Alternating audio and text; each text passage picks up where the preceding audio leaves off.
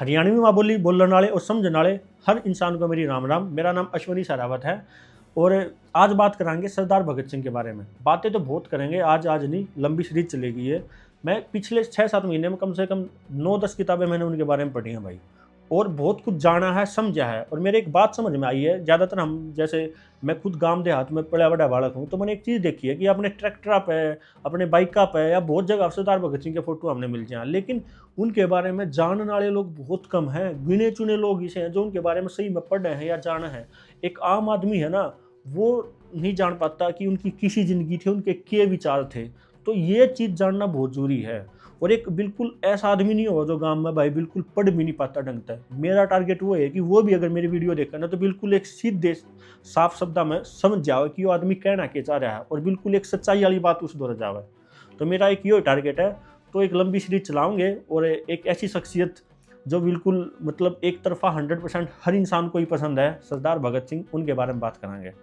तो बात करते हैं अभी। आज थोड़ा सा जो जिक्र करेंगे ना वो करेंगे उनकी जो फांसी का टाइम था ना, उस टाइम पे क्या कुछ हुआ था, तो उस बारे में बात करेंगे आज। सरदार भगत सिंह का जो फांसी का दिन तय हुआ था वो हुआ था 7 अक्टूबर 1930 को। एक बार पूरा फैसला आ गया था कि भाई इनको फांसी दी जाएगी, और 24 मार्च को सुबह 6 बजे, तड़के तड़क 6 बजे उन तक फांसी दी जानी थी। लेकिन उनकी फांसी 11 घंटे पहले दे दी गई, 23 मार्च 7 बजे दे दी गई थी। तो उस दिन क्या कुछ हुआ था इस बारे में बात करते हैं। तो उस दिन क्या होया कि भाई सरदार भगत सिंह अपनी जो उनकी सेल नंबर 14 थी, उनकी सेल नंबर 14 थी, और उसमें अपनी जो उसने नाम भी दे रखा था उसका, फांसी की कोठी बोला रहा था उसने, तो उसमें था वो तो अपना उस दिन सरदार भगत सिंह तो। और उस दिन जो उनका जेल वार्डन था ना, लाहौर सेंट्रल जेल में वो बंद थे, तो जेल वार्डन का नाम था चरत सिंह। चरत सिंह ने उस दिन एक कुछ अलग सा काम कराया। क्या होया करता कि नॉर्मली जो दिनचर्या आदि उसमें क्या था कि भाई जो ये पॉलिटिकल प्रिजनर बोले जाते हैं, राजनीतिक कैदी, तो ये सारे जो राजनीतिक कैदी थे, पॉलिटिकल प्रिजनर थे, ये अपना दिन में इधर उधर घूम लिया करते, फिर उसके बाद अपनी अपनी सेल में, अपनी अपनी कोठरी में उन्हें भेज दिया करते। लेकिन उस दिन क्या करा चरत सिंह ने, उस दिन 4 बजे के आसपास उसने कही कि भाई सब अपनी अपनी सेल में चले जाओ उल्टे। तो सारे एकदम मतलब थोड़े से सरप्राइज से हुए कि भाई ये क्या होया एकदम, तो क्या बात होगी इसी। चरत सिंह तो पूछने की कोशिश भी करी, लेकिन चरत सिंह ने सीधा एक बात कही कि भाई ऊपर तो ऑर्डर आ रहे हैं। तो ऊपर तो ऑर्डर तो आ रहे थे, तो सारे चले भी गए। चरत सिंह की ज़्यादातर लोग उड़े जो जितने थे इज्जत करा करते, क्योंकि वो सब गेला घुल मिल कर आया था। भगत सिंह गेला तो उसका कुछ और ठीक ठाक लगाव था, थोड़ा उनका एक मैत्रीपूर्ण संबंध था। पंजाबी वो भी बोले आ रहा था, तो पंजाबी में बात भी कर लिया दे कई बार। तो भगत सिंह के साथ तो उसका और भी लगाव था। तो 4 बजे के आसपास उस दिन बोला 23 मार्च 1931 को कि जाओ अपनी अपनी सेल में चले जाओ, और सब अपनी अपनी सेल में चले गए। 4 बजे के आसपास ही चले गए। और उसके बाद एक कारण और था उसकी इज्जत करने का, जो जेल में लोग इज्जत कराते जिनने किताब पढ़नी थी ना, तो क्या कराया था चरत सिंह जो वार्डन था, जो किताब थे ना उनने नून नान तक करा कर पहुँचवा दिया था। भगत सिंह के पास भी पहुँचवाता था, या जो दूसरे भी कैदी थे जो अपने क्रांतिकारी भाई थे, तो उनके पास भी वो भिजवा देता था। इसलिए उसकी थोड़ी इज्जत थी, तो उसकी बात मान कर सारे क्रांतिकारी जो अपनी अपनी सेल में चले गए। और उससे दिन फिर उसके बाद क्या हुआ कि सब अपनी अपनी सेल में तो चले गए। फिर जो जेल का नाई था, नाई का नाम क्या था, बरकत नाम का जो नाई था, वो घूम रहा था फिर ऐसे ही जेल में सारी सेल के पास है। तो फिर उसने थोड़ा दबी आवाज में उस दौरे थोड़ा बात तो पहुंच गई थी, बात तो पहुंच जा रही थी, तो उस दौरे बात पहुंच गई थी। तो सब पूछते थे भाई क्यों यार एकदम अलग था। तो वो बोला थोड़ा दबी आवाज में सब तो बताई उसने, थोड़ा 1-2 जगह बताई कि आज ही, कल नहीं आज ही तीनों को फांसी दी जाएगी। भगत सिंह, राजगुरु और सुखदेव थापड़ को, तीनों को फांसी आज ही दी जाएगी। तो भाई सब सहम गए। और सहम इसलिए गए क्योंकि एक तो देखो बेरा सब न था कि भाई फांसी तो दी जानी है, लेकिन जब वो एक पूरा एक पल आवा है ना, वो एक मूवमेंट आवा है, तो उस टाइम पर आदमी सहम जावे। तो सारे सहम गए। और भगत सिंह और ये तीनों साहब के चहते तो थे ही, तो उस दिन वो सहम गए। और फिर कई लोग तो मतलब इतने इमोशनल हो गए उस दिन कि भगत सिंह की एक एक चीज़ मांगने लगे उस पर, बरकत नाई पे, कि भाई एक ये चीज़ ला के दे दे, हमने उसका पेन ला के दे दे, हमने उसका कंगा ला के दे दे, उसकी घड़ी ला के दे दे, हम उसने अपनी धरोहर की तरह रखेंगे और अपने बड़का तो बताओगे कि देखो एक भगत सिंह नाम का आदमी था। और सही मैं बताऊँ, मैं बता रहा हूँ तो गुजबम्स तो मन्ना हुआ है, गुजबम्स बोल दिया रहे ना, रोंग टेकड़े नहीं हो जा रहा है। तो मैं बताऊँ मन्ना हुआ, जब पढ़ूँ था तो वो ज़्यादा हुए थे। तो उस टाइम पे वो कहने लगे सारे, बल्कि उनमें बहस होने लगी क्रांतिकारियों में कि भाई मैं लूँगा ये चीज़, मैं लूँगा भगत सिंह की ये घड़ी। तो ऐसे बहस होने लगी। तो बरकत फिर गया भगत सिंह की कोठरी में गया, उसका सेल में गया, तो उड़े था अपना उसका कंगा उसके अलावा कंघे के अलावा उसका एक पेन पेन पढ़ने वाला आदमी था भाई वो, इसके बारे में बात करेंगे। बहुत पढ़ा लिखा आदमी था, ऐसा नहीं था कि जो एक नॉर्मल इसी बात चले जाए कि बस नॉर्मली एक आदमी ने नुबेरा होकर उन्हें तो गोली मार दी थी। गोली मारना एक अलग बात थी, लेकिन एक बहुत ही पढ़ने लिखने वाला एक जो बुद्धिजीवी आदमी नहीं आ रहा है, वो आदमी था, वो बिल्कुल ज्ञानी आदमी आ रहा है 23 साल की उम्र में। तो उस टाइम पे फिर वो बरकत जो नाई था उसकी सेल में तो लेकर आया, तो किसी कैदी को फिर उसने दिया कि किसी को घड़ी दे दी, किसी को कंघा दे दिया, और उन्होंने धरोहर की तरह अपना रखा होगा। तो उसके बाद फिर बरकत नाई तो वहाँ से आ गया। और उस टाइम का एक और किस्सा है, जैसे भगत सिंह के बारे में। भगत सिंह ना जो केस चला था, इन्हें बोला रहे लाहौर कॉन्स्पिरेसी केस बोला रहे, जो ट्रायल चली थी, तो उसमें यह भी एक बहुत ही मतलब इसी रिग्ड ट्रायल बोल दिया रहे ना, मतलब इसमें कोई एक पक्षपात तरीके से ट्रायल चली थी पूरी। इसके बारे में कदे आगे बात करांगे पूरा डिटेल में। लेकिन उस टाइम पर जो पंजाब कांग्रेस थी ना, उसका एक बहुत बड़ा लीडर था, उसका नाम था भीमसेन सच्चर। तो भीमसेन सच्चर ने बोला था भगत सिंह को कि भाई तुमने, जब वो मिला जेल में, उनता है कि तुमने अपनी जो ट्रायल थी, अपना केस था, सही एक मजबूत तरीके से क्यों नहीं लड़ा, नुआ क्यों छोड़ दिया, ढीला क्यों छोड़ दिया।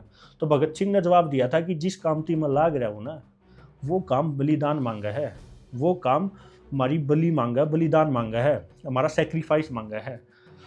तो उस काम थी हमारा सेक्रीफाइस जरूरी है। भगत सिंह के समझ में आ गई थी कि जो मेरा बलिदान है ना, वो लोगों ने ज़्यादा जागरूक करेगा। तो भगत सिंह अपनी बात पर अडिग था। कोई उसका कहना था कि जो कोई कोर्ट होगी ना, उसमें अपील करे तो लोगों में इतनी जागरूकता नहीं आओगी जितना हमारा एक बलिदान है ना, वो जागरूकता ले होगा। तो ये उसके विचार थे, और अपने विचारों पर हमेशा वो अड़ा रहा। भगत सिंह के पढ़ा था, भगत सिंह बहुत पढ़ने वाला आदमी था। मानना जावा है कि कम से कम 250-300 किताब वो पढ़ गया था अपनी 23 साल 4 महीने की जो उम्र थी उसमें। 250-300 किताब। एक लाइब्रेरी आ रही थी, उस लाइब्रेरी का नाम था द्वारका दास लाइब्रेरी। और द्वारका दास लाइब्रेरी में तो वो ज़्यादातर किताब मंगवाया करता, और फिर सर सिंह के थ्रू पढ़ने का इसी सी किताब मंगवाया था जो बैन कर रखी थी अंग्रेजा ने। इसी सी किताब जो जिन पर प्रतिबंध ला रखा था। क्यों? क्योंकि अंग्रेज भी भाई रूसी क्रांति हुई थी, उसी किताब पढ़ने तक क्यों, उसी जो किताब है, जो रूसी क्रांति की किताब है, क्रांतिकारी पढ़ेंगे तो उस पर अंग्रेज प्रतिबंध ला रहे थे कि भाई ये पढ़ेंगे तो इनको और चीज़ों का पता चल लगा, और फिर ये और ज़्यादा हमारे पास फाइट करेंगे हमारे खिलाफ में। तो उसमें वो कुछ किताबों पर प्रतिबंध ला दिया थे, बहुत सारी किताबें अंग्रेज और ना। लेकिन भगत सिंह कैसे भी सेटिंग करके अपना वहाँ से द्वारका दास लाइब्रेरी से ऐसे किताबें मंगवाता था अपने भाई के थ्रू। उसके भाई का नाम करमवीर था, उससे पहले उसका एक दोस्त था वहाँ पे, तो उसके थ्रू वो मंगवाता था। और कई सारी किताब पढ़ता था वो। मार्क्स, कार्ल मार्क्स के बारे में, बहुत बड़ा नाम है कार्ल मार्क्स, उनकी किताबें पढ़ता था। कम्युनिज्म के बारे में किताबें पढ़ता था। लेनिन, रूसी क्रांति का जो मसीहा रहा, लेनिन के बारे में किताबें पढ़ता था। बहुत सारी किताबें थी, मतलब हर टाइप की किताब वो पढ़ता था। बल्कि लिखता था अपनी डायरी में। भगत सिंह की जेल डायरी का नाम सुना होगा ना, लिखा करता उसके बारे में। सेल नंबर 14 में रहने वाला वो आदमी कोई ऐसे ही नहीं था भाई, बहुत पढ़ा लिखा आदमी था वो। तो एक ये बात होगी। उसके अलावा जैसे उसकी जब फांसी 7 नवंबर 1930 को घोषणा होगी, तो एक 5-6 महीने का पीरियड रहा जिसमें उसने फांसी देने में टाइम लग गया। यो भी एक कारण था। सरकार एक मौका देख रही थी कि भाई किस टाइम पे फांसी देनी चाहिए, किस टाइम पे नहीं। भगत सिंह को यह बात समझ में आ गई थी कि सरकार एक मौका देख रही है कि किस टाइम पे फांसी देंगे वो, क्योंकि उनने सरकार को पता था कि यो केस बहुत बड़ा केस है। भगत सिंह मतलब अपने आप में बहुत बड़ी शख्सियत बन चुका था उस टाइम पर हमारे, खासकर नॉर्थ इंडिया में तो उसका एक अलग ही क्रेज था भाई। एक पट्टाभी सीतारामैया का नाम सुना है, कांग्रेस के अध्यक्ष रहे पट्टाभी सीतारामैया। उन्होंने तो लिखा है बकायदा कि एक टाइम पर जब 1930 के आसपास का टाइम था, उस टाइम पे तो भगत सिंह महात्मा गांधी की तरह ही पॉपुलर थे पूरे देश में। तो इतनी पॉपुलरिटी थी भगत सिंह की उस टाइम पे। तो सरकार को भी पता था कि ये केस एक ऐसे ही छोटा मोटा केस नहीं है, तो सरकार अपना दिमाग लगाकर जो अंग्रेज थे उस तरीके से उसने टैकल करना चाहते थे। तो भगत सिंह के बारे में, और भगत सिंह को ये बात समझ में आ गई थी। और भगत सिंह के क्या आता, तो भगत सिंह भी सोचा था भाई कोठड़ी में है, फांसी की कोठी बोले आते उसकी कोठड़ी में भी जो सेल थी, तो वो भी सोचा था। कई बार वो नहीं सोचा करता कि मैंने बहुत कम टाइम मिला है, 23 साल की उम्र मिली है, बहुत कम टाइम मिला है, मैंने तो 1,000वां हिस्सा भी नहीं कराया जो अपने देश की करना चाहूँ मैं। और कई बार वो सोचा था कि जल्दी फांसी मिल जानी चाहिए हमने, उतना ही बढ़िया है। और इसके बारे में उसने एक बार अपने दोस्त था, जो क्रांतिकारी दोस्त था भाई विजय कुमार सिन्हा, उसको लिखा भी था कि एक बहुत बड़ा डिजास्टर होगा, एक बहुत बड़ा अनर्थ होगा कि अगर मेरे को माफ़ कर दिया गया। भगत सिंह ने खुद लिखा था ये, विजय कुमार सिन्हा उसके जो क्रांतिकारी दोस्त थे, कि एक बहुत बड़ा अनर्थ होगा अगर मैं माफ़ कर दिया गया। मैं नहीं चाहता कि मैं माफ़ करा जाऊँ, मैं तो चाहूँ कि मैं एक स्माइल के साथ मर जाऊं, मेरे को फांसी दे दी जाए, और उसके बाद जो भारत में जो दूसरी माँ है, जो दूसरी माताएं हैं, वो उदाहरण दे मेरा, और अपने बच्चों को भगत सिंह बनाए, भगत सिंह की बराबरी करने के लिए उनको मोटिवेट करें, उनको आगे बढ़ाएं। भगत सिंह का ये मानना था, इसलिए शहादत के लिए वो रेडी था, अपना पूरा मन बना लिया था उसने भाई, भगत सिंह ने। तो और उसका कहना था कि अगर मैं छोड़ दिया ना जिंदा, तो वो मैं इतना ज़्यादा काम का नहीं रहूँगा, मैं मेरी शहादत होगी ना, वो देश के लिए ज़्यादा काम आओगी। उनका एक ये विचार था। अच्छा, तो भगत सिंह का जो एक फ्रीडम का, जो आज़ादी का जो आइडिया था ना, वो एक ऐसा ही आइडिया नहीं था कि भाई अंग्रेज छोड़ कर चले जाओगे और बस हम आज़ाद हो जाएंगे। भगत सिंह का ये आज़ादी का वो मतलब नहीं था। भगत सिंह का आज़ादी का मतलब था कि भाई आर्थिक लेवल पर गरीब आदमी भी मजबूत बने, सक्षम बने। उनका एक मतलब ये था कि एक राजनीतिक आज़ादी तो मिल जाए, लेकिन आर्थिक आज़ादी भी तो मिलनी चाहिए आम आदमी को। गरीब आदमी तो जब भी सताए जाएंगे। और उसको पता था कि एक जो गरीब और अमीर के बीच की जो इतनी बड़ी दीवार है ना, जो इतनी बड़ी खाई है, वह किस तरीके से कम करी जावे। तो इस तरीके से विचार रखा था वो इंसान उस टाइम पे। और इस बारे में तो एक बार उसने अपनी माँ, उनकी माताजी का नाम था विद्यावती कौर, तो अपनी माताजी को उन्होंने लिखा भी था कि माँ, मेरे को कोई शक नहीं है, मेरे को 1% भी, उसने ऐसे लिखा था बिल्कुल लेटर में कि मेरे को कोई भी शक नहीं है कि हमें, हमारे देश को आज़ादी नहीं मिलेगी। हमारे देश को एक दिन आज़ादी तो मिलेगी, लेकिन मेरे को एक बात का डर है माँ। डर ये है कि अगर ये गोरे साहब है ना, गोरे साहिब है, मतलब साहिब इंग्लिश में बोल दिया रहे हैं, हिंदी में पापा गोरे साहब बोल रहे हैं, अगर ये गोरे साहब है ना, ये चले जाओगे ना, तो फिर बूढ़े साहब आगे बैठ जाएंगे, और जो गरीब आदमी है ना, वो तो ऐसे ही गुलाम रहेगा। ये उसने अपनी माताजी को लिखा था भगत सिंह ने। तो उन्होंने भाई, भगत सिंह जी ने के विचार थे जो बहुत तगड़े विचार थे, और ऐसे ही फिर वो इतने महान नहीं बने, और क्रांतिकारियों में अपना एक अलग ही जगह रखते हैं वो। अच्छा, जो भगत सिंह का वैसे जो वकील था ना उस केस में, तो उसका नाम था प्राणनाथ मेहता नाम था उसका। तो प्राणनाथ मेहता ने इस बहाने की भाई भगत सिंह की कोई आखिरी इच्छा आके इस बहाने कुछ ना कुछ जुगाड़ करके वो उसकी फांसी से पहले, भगत सिंह की फांसी से 2-3 घंटे पहले भगत सिंह से मिला। और उस टाइम पे जब मिला तो एक किताब लेके आया था। किताब का नाम पता क्या था? The revolutionary Lenin. जो रूसी क्रांति के मसीहा थे लेनिन, उनके बारे में वो किताब थी। भगत सिंह उनके बारे में पढ़ना चाह रहे थे। तो भगत सिंह ने वो किताब मिली तो भगत सिंह बहुत खुश हुआ। और उसके पीछे फिर जो प्राणनाथ मेहता उसका वकील था, उसने पूछा कि भाई आपकी कोई आखिरी इच्छा आ गया? भगत सिंह से पूछा कि कोई आखिरी इच्छा बताओ। तो भगत सिंह ने 2 ही बात बोली, डाउन विद इम्पीरियलिज्म और लॉन्ग लिव द रिवोल्यूशन। इसका मतलब क्या है? डाउन विद इम्पीरियलिज्म का मतलब क्या है कि साम्राज्यवाद का नाश हो। अब ये साम्राज्यवाद क्या हुआ है? साम्राज्यवाद ये हो कि अंग्रेजा का ना उस टाइम पर पूरी दुनिया में, लगभग दुनिया के बहुत बड़े हिस्से पर राज था। इतना हिस्से पर राज था अंग्रेजा का कि अंग्रेजा के बारे में तो एक कहावत थी, the sun never sets on British empire. मतलब क्या है इसका इंग्लिश में जो कहावत है, इसका मतलब यूँ है कि जो अंग्रेजों का जो साम्राज्य था ना, उसमें सूर्य कभी भी अस्त नहीं होता। सूर्य रहता ही है हमेशा, कभी भी अस्त नहीं होता। इसका मतलब ये है कि जैसे हमारे यहाँ अगर रात हुई तो कहीं दूसरी जगह उनका रात चल रहा है जहाँ पे सूर्य निकला हुआ है। धरती में एक टाइम पे तो सूरज निकला नहीं होता, कहीं पे रात है कहीं पे दिन है। तो अगर अपने यहाँ पर इंडिया में रात हुई तो कहीं दूसरी जगह उनका राज है। उनका सूर्य कभी अस्त होता ही नहीं था। इतनी दुनिया पे कब्जा था इनका, अंग्रेजों का। इनका पूरा साम्राज्य फैला हुआ था। तो भगत सिंह का मानना था कि इस साम्राज्यवाद का नाश होना चाहिए। इन जो कॉलोनी बोलते हैं, अंग्रेजा की अलग अलग कॉलोनी थी, इनका विनाश होना चाहिए।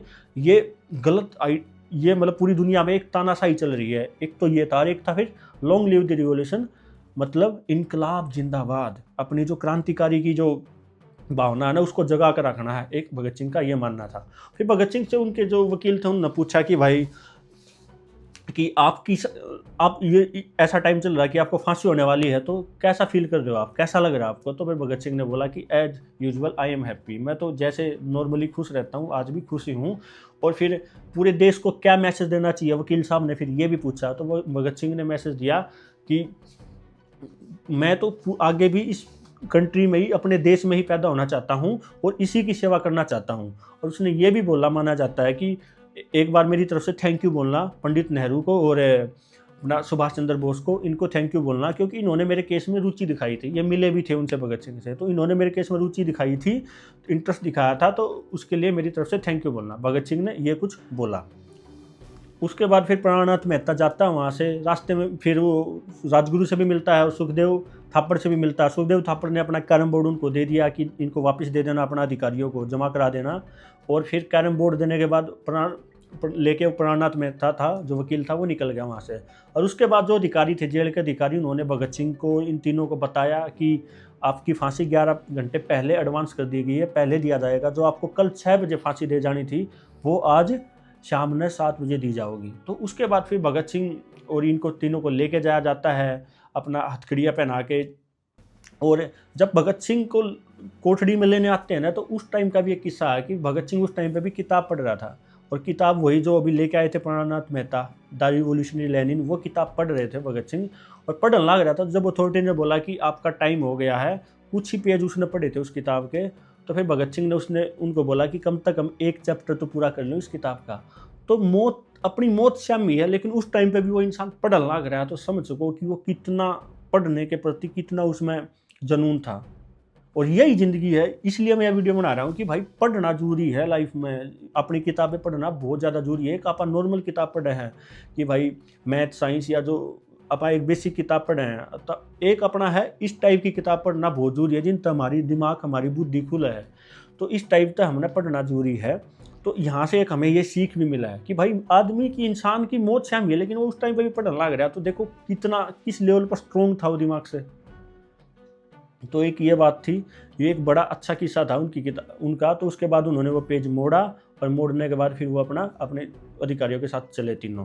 और उनका एक बहुत ही पसंदीदा गाना होता था, बहुत ही पसंदीदा गाना होता था, जो अक्सर वो गीत गुनगुनाया करते हुए। वो गीत क्या था? कभी वो दिन भी आएगा कि जब आज़ाद हम होंगे, ये अपनी ही ज़मीं होगी, ये अपना आसमां होगा, शहीदों की चिताओं पर लगेंगे हर बार मेले, वतन पर मरने वालों का यही नामो निशा होगा। शहीदों की चिताओं पर लगेंगे हर बार मेले, वतन पर मरने वालों का यही नामो निशा होगा। और ये गाना गुनगुनाते हुए, वो गीत गुनगुनाते हुए चले। फिर जैसे ही सामने वो लगा रहा, अगर फांसी का तख्ता वहाँ पे था, जल्लाद वहाँ पे खड़ा था, जैसे उनको लेकर जा रहे थे, उसके बाद उनका वेट लिया गया। वेट लेने के बाद उनका स्नान कराया गया, काले कपड़े दिए गए, काले कपड़े दे के फिर वो गए। और जैसे वो रास्ते में बढ़ रहे थे, अपना वो जो फांसी का पूरा एक प्लेटफॉर्म बना रहा है जहाँ जल्लाद खड़ा रहा है फांसी के लिए, तो रास्ते में जा रहे थे, तो फिर आता है चरत सिंह।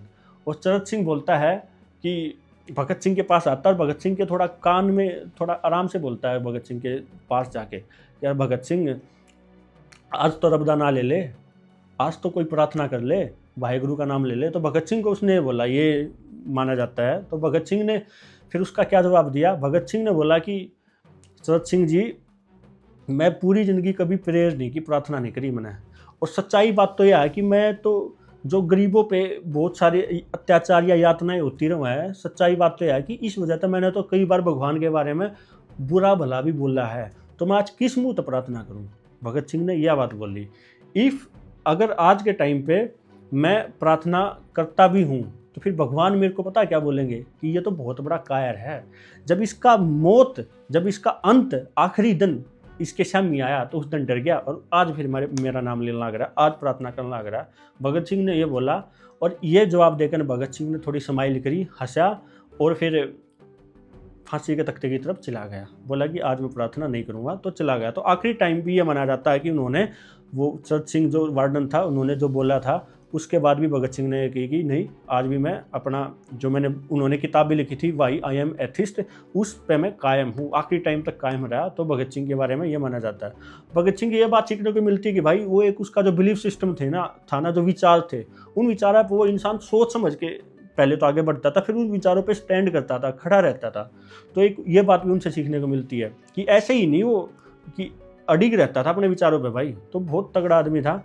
उसके बाद फिर वो तीनों चलते हैं आगे, और फिर एक और गीत जो गुनगुनाते थे, वो उसकी लाइनें बोलते हैं कि सरफरोशी की तमन्ना अब हमारे दिल में है। तो फिर ऐसी ऐसी बातें हैं। फिर जो दूसरे कैदी थे, उनके जो दोस्त थे, मित्र थे, क्रांतिकारी भाई थे, वो भी थोड़े फिर उस टाइम पे क्या हो जाए, इमोशनल हो जाए, भावुक हो जाए, और उस टाइम पे फिर वो भी गाना गाना चालू करते हैं, और इनकलाब जिंदाबाद के नारे लगते हैं वहाँ पे।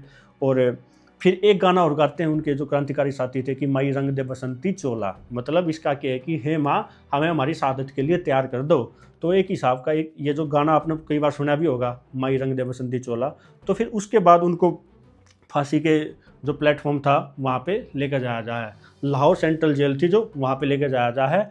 और फिर तीनों को एक लाइन में खड़ा किया जाता है, फंदे उनके सामने होते हैं, और उसके टाइम पे वो फांसी का जो फंदा है ना, उस टाइम पे फांसी के फंदे को भी चूमते हैं, ऐसे ही नहीं पूरा चूमते हैं उसको, और हंसी उस टाइम पे भी उन तीनों के चेहरे पे होती है।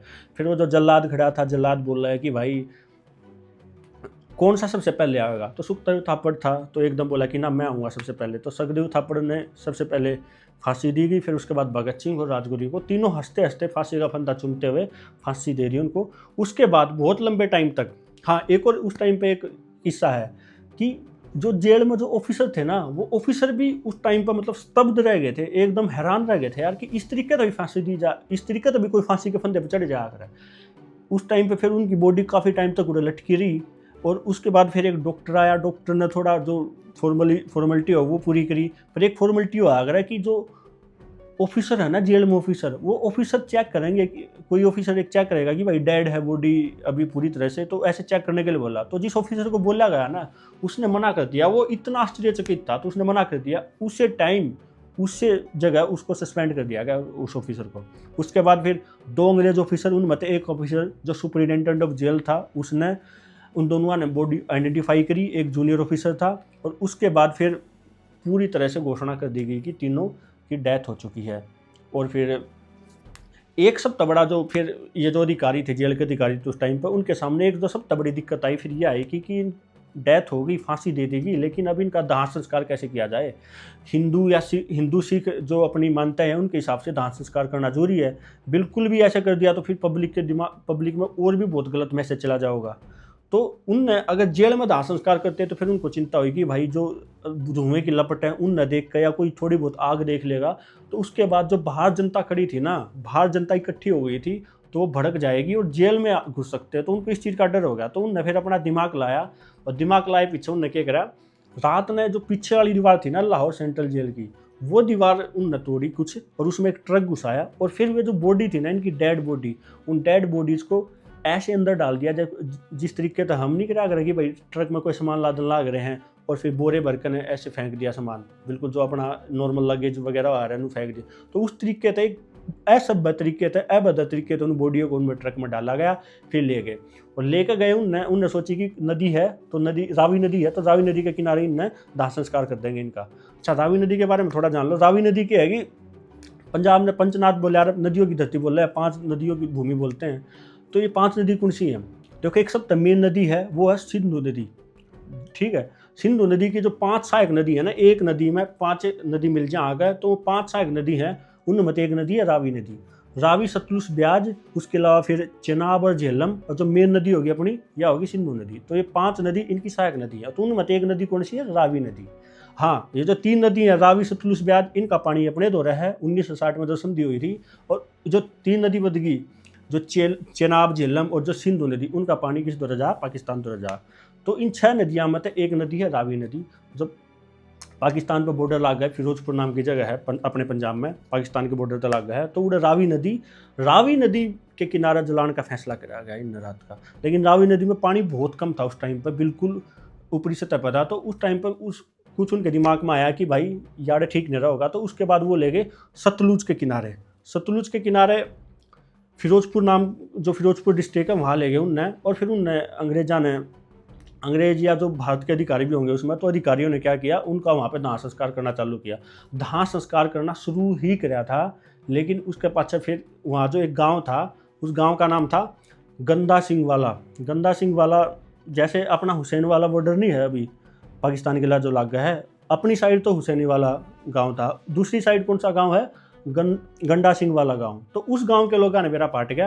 और वो जब लोग आए भाज के न, तो फिर क्या होया कि अंग्रेज अधिकारी, ये जो सारे अधिकारी थे, तो भाज गए लाहौर अपना, दोबारा तक ट्रक में चढ़ गए, अपनी गाड़ियाँ में चढ़ गए, भाज गए। और फिर वो जो लोग थे गांव के लोग, उनने मेरा पाट गया कि ये अपने तीनों क्रांतिकारी हैं। तो वहाँ बैठे उनने मातम भी बनाया होगा, और उसके अलावा फिर उन्होंने प्रेरणा भी ली होगी कि भाई हमारे बेटे हैं, हमारे भाई हैं। और उसके बाद फिर क्या होता है, फिर जो लाहौर का डिस्ट्रिक्ट मैजिस्ट्रेट है, अगले दिन फिर वो क्या करता है कि वहाँ पे छपवा देता है कि भगत सिंह और इन तीनों की डेथ हो गई है और इनको फांसी दे दी गई है। उसके पाछे फिर जुलूस निकलते हैं, वहाँ पे बहुत सारे जुलूस निकलते हैं, जिस जुलूस में हिंदू, सिख, मुसलमान सब इकट्ठे होते हैं। लोगों में एक अलग ही शौक की लहर दौड़ जावा है, लोग इकट्ठे हुए हैं। लाहौर के अनारकली बाज़ार में बहुत बड़ा एक जुलूस निकलता है और अगले ही दिन फिर घोषणा भी होती है कि फिरोजपुर से जो उनके अवशेष थे वो भगत सिंह का जो परिवार है, फैमिली, वो लेके आया है। और फिर एक पूरा एक जो ट्रक टाइप था उसमें 3 ताबूत थे, उन पर फूल फाल लाए गए और उनके अवशेष थे।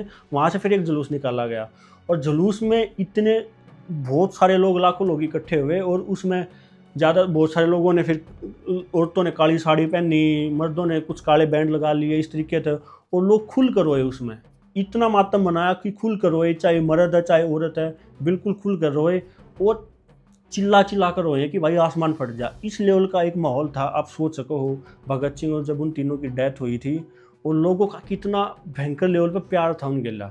तो ये वाली बात थी। और सब तय एक मतलब वो नहीं कहा रहे हैं कि एक अचंभे वाली बात यह थी कि जब वो रावी नदी के किनारे उन तीनों ने जलाती, उन तीनों का दाह संस्कार करने लेकर गए थे, जब ये दोबारा था, जब उनका ट्रक में रखकर जब ये सारा जुलूस निकला, ये जुलूस भी फिर उस रावी नदी के किनारे उससे जगह जा कर गया।